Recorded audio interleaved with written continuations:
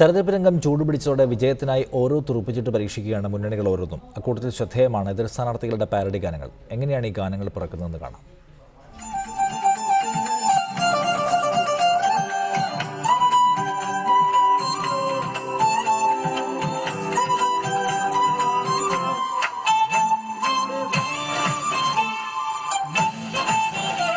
സ്ഥാനാർത്ഥി നാമനിർദ്ദേശ പത്രിക സമർപ്പിച്ച ദിവസം മുതലാണ് ഗാനങ്ങൾ നിർമ്മിക്കാൻ തിരക്കേറുന്നത്.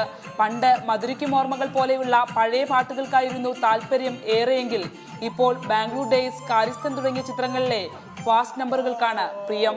സ്നേഹത്തിൻ നിറകുടമാണല്ലോ നമ്മുടെ വാർഡിന്റെ നന്മകൾക്കായി, നമ്മുടെ ജീവിത ഉണ്മകൾക്കായി. പാരഡി ഗാനങ്ങളാണെങ്കിൽ അരമണിക്കൂർ കൊണ്ട് തന്നെ കാര്യങ്ങൾ നടക്കും. 1200 രൂപയാണ് ഒരു പാട്ടിന്.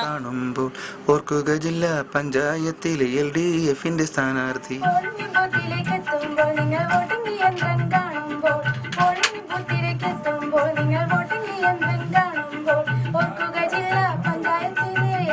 എന്നാൽ പുതുതായി നിർമ്മിക്കുന്ന ഗാനങ്ങൾക്ക് 5000 രൂപയാണ് ഈടാക്കുക. ഒപ്പം അനൗൺസ്മെന്റുകളും തയ്യാറാക്കി നൽകും.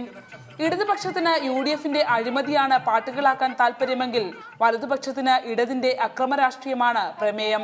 എന്നാൽ ഇതൊന്നുമല്ല BJPക്ക് താല്പര്യം. അവർക്ക് വേണ്ടത് കേന്ദ്ര സർക്കാരിന്റെ നേട്ടങ്ങൾ. വിവിധ സ്ഥാനാർത്ഥികൾക്കായി ഇതിനോടകം തന്നെ 100ഓളം ഗാനങ്ങൾ ഒരുങ്ങിക്കഴിഞ്ഞിരിക്കുന്നു. പുഷ്പഹാരം ചാർത്തിയെന്ന് വിളിക്കാം പ്രിയരെ, അമ്പലപ്പുഴയിൽ നമ്മെ നയിക്കാൻ, നാടിനായി വോട്ടുകൾ ചെയ്യാൻ, വർഗീയ ശക്തിക്കെതിരെ കരുതിയിരിക്കാൻ, പടനയിക്കാൻ കതിരറിവാൾ. ക്യാമറമാൻ പ്രശാന്ത് മംഗലശ്ശേരിക്കൊപ്പം ശരണ്യ സ്നേഹജൻ, റിപ്പോർട്ടർ, ആലപ്പുഴ.